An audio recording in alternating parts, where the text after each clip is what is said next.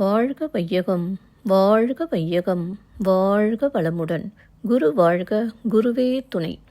அருட்பெரும் ஜோதி, அருட்பெரும் ஜோதி, தனிப்பெருங் கருணை, அருட்பெரும் ஜோதி.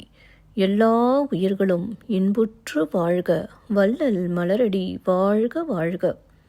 வாழ்க வளமுடன். ஆன்மநேய அன்பர்கள் அனைவருக்கும் என் அன்பான வணக்கத்தை தெரிவித்துக் கொள்கிறேன். இன்று நாம் இன்பத்து பாலில் புணர்ச்சி மகிழ்தல் என்ற அதிகாரத்தில் உள்ள 5வது குறளுக்கு சன்மார்க்க விளக்கம் காண இருக்கின்றோம். வாருங்கள் அன்பர்களே.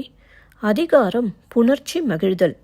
குறள் 1105. வேட்டப்பொழுதின் அவையவை போலுமே தோட்டார் கதுப்பினால் தோல்.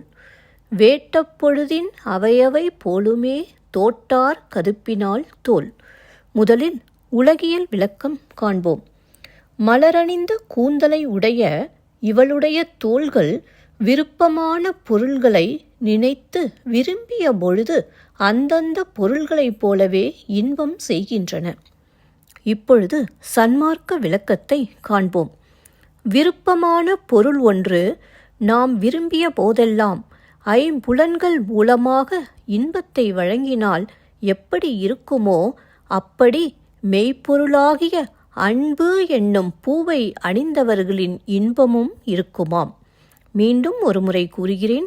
விருப்பமான பொருள் ஒன்று நாம் விரும்பிய போதெல்லாம் ஐம்புலன்கள் மூலமாக இன்பத்தை வழங்கினால் எப்படி இருக்குமோ அப்படி மெய்ப்பொருளாகிய அன்பு என்னும் பூவை அணிந்தவர்களின் இன்பமும் இருக்குமாம்.